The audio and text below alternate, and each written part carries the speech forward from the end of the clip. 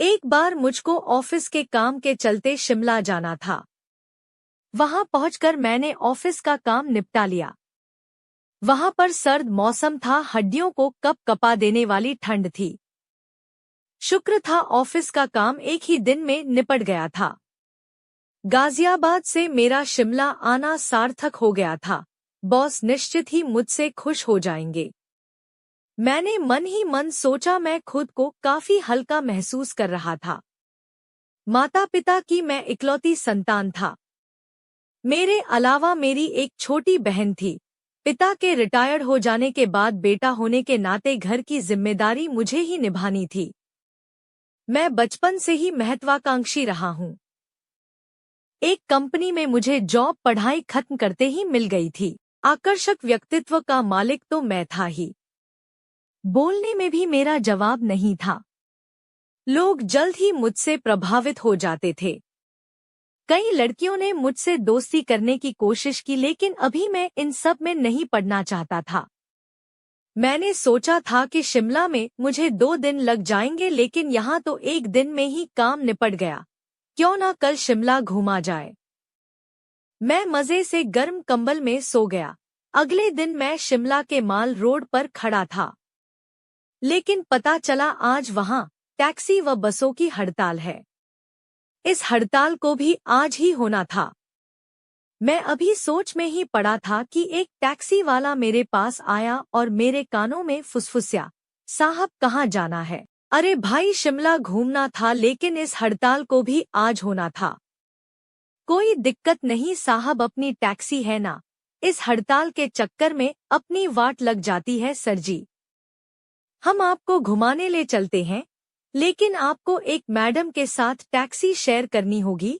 वो भी शिमला घूमना चाहती हैं। आपको कोई दिक्कत तो नहीं? ड्राइवर बोला। कोई चारा भी तो नहीं। चलो, कहाँ है टैक्सी?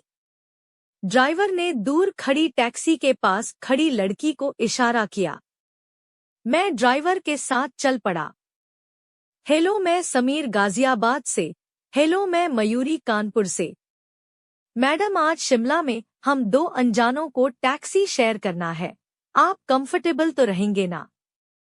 थोड़ा अनकंफर्टेबल लग तो रहा है, पर कोई बात नहीं। इतने छोटे से परिचय के साथ गाड़ी में बैठते ही ड्राइवर ने बताया, सर, शिमला से लगभग 20 किलोमीटर दूर चंडीगढ़ जाने वाली रोड पर शांत और खूबसूरत जगह है। आज सुबह से ही वहां बर्फबारी हो रही है। क्या आप लोग वहां जाकर बर्फ का मजा लेना चाहेंगे? मैंने एक प्रश्नवाचक निगाह मयूरी पर डाली तो उसकी भी निगाह मेरी तरफ ही थी। हम दोनों की मौन स्वीकृति से ही मैंने ड्राइवर को चलने को हाँ कह दिया।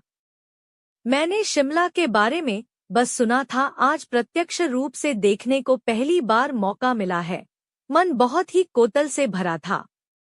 खूबसूरत कटावदार पहाड़ी रास्ते पर हमारी टैक्सी दौड़ रही थी। एक एक पहाड़ की चढ़ाई वाला रास्ता बहुत ही रोमांचकारी लग रहा था। बगल में बैठी मयूरी को लेकर मेरे मन में कई सवाल उठ रहे थे। मन हो रहा था कि पूछूं कि यहाँ किस सिलसिले में आई हो, अकेली क्यों हो, लेकिन किसी अनजान लड़की से एकदम से ये सब पूछने की हिम्मत नहीं जुटा पा रहा था। मयूरी की गहरी बड़ी बड़ी आंखें उसे और भी खूबसूरत बना रही थी। ना चाहते हुए भी मेरी नजरें बार बार उसकी तरफ उड़ जाती।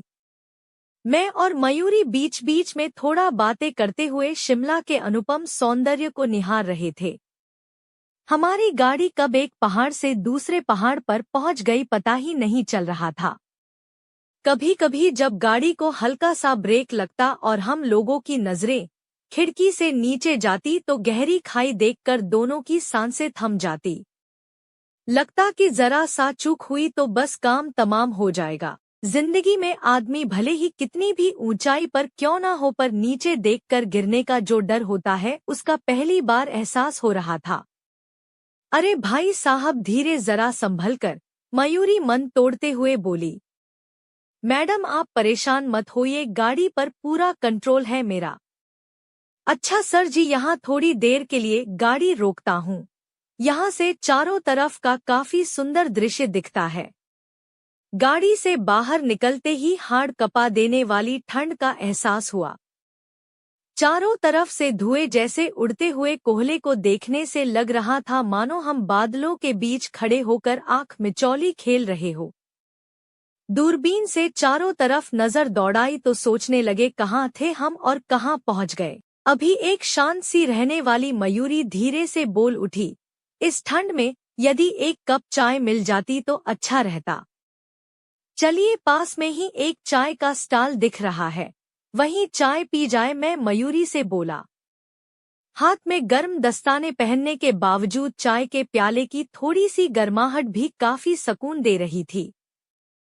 शिमला के अप्रीतम सौंदर्य को अपने अपने कैमरों में कैद करते हुए जैसे ही हमारी गाड़ी उस जगह के नजदीक पहुंचने लगी, वैसे ही हमारी बर्फबारी देखने की आकुलता बढ़ने लगी। चारों तरफ देवदार के ऊंचे ऊंचे पेड़ दिखने लगे थे जो बर्फ से अदित थे। पहाड़ों पर ऐसा लगता था जैसे किसी ने सफेद चादर उड़ा दी हो। पहाड़ एकदम सफेद लग रहे थे। पहाड़ों की ढलान पर काफी फिसलन होने लगी थी। बर्फ गिरने की वजह से कुछ भी साफ साफ नहीं दिखाई दे रहा था। कुछ ही देर में ऐसा लगने लगा मानो सारे पहाड़ों को प्रकृति ने सफेद रंग से रंग दिया हो।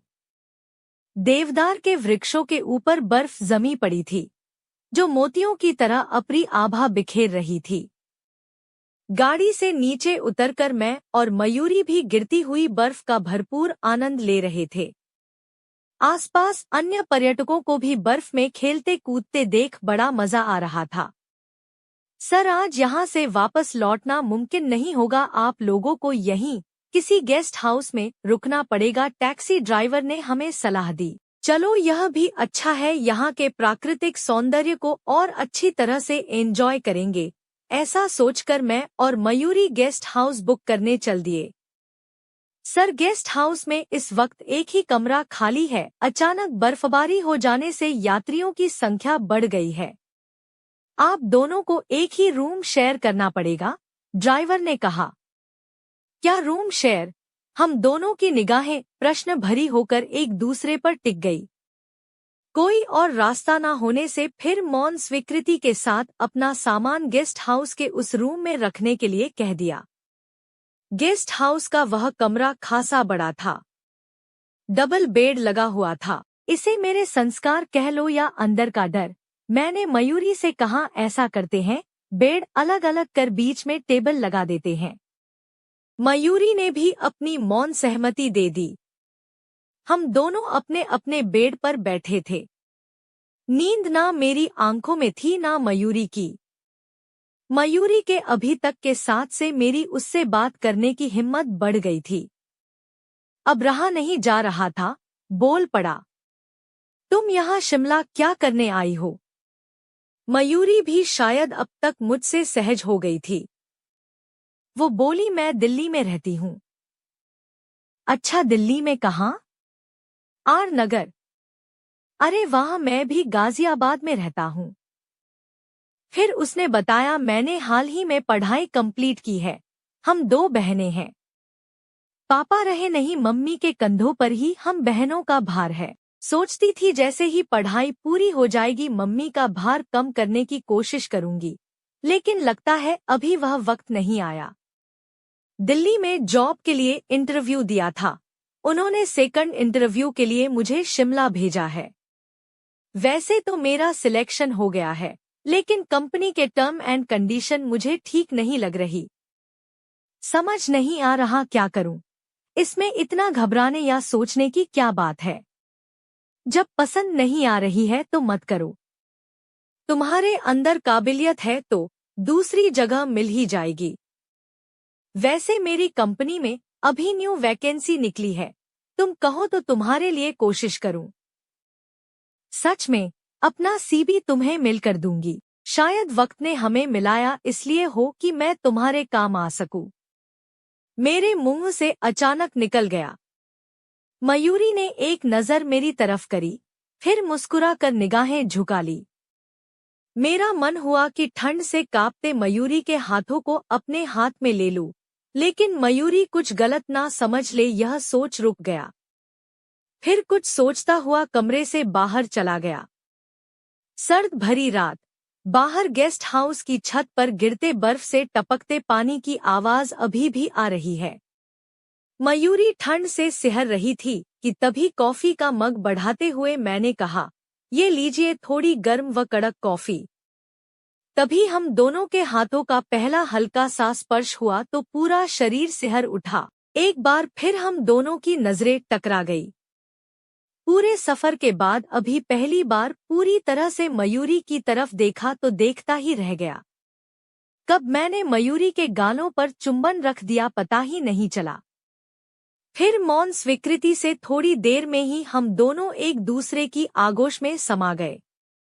सांसों की गर्माहट से बाहर की ठंड से राहत महसूस होने लगी।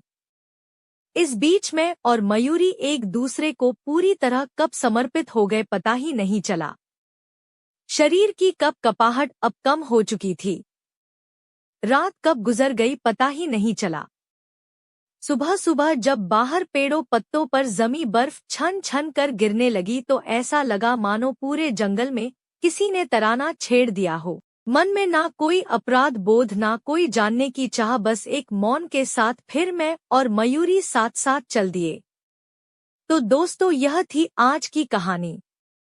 दोस्तों अगर आपको कहानी अच्छी लगी है तो वीडियो को लाइक करें, शेयर करें और हमारे चैनल को सब्सक्राइब करें। धन्यवाद।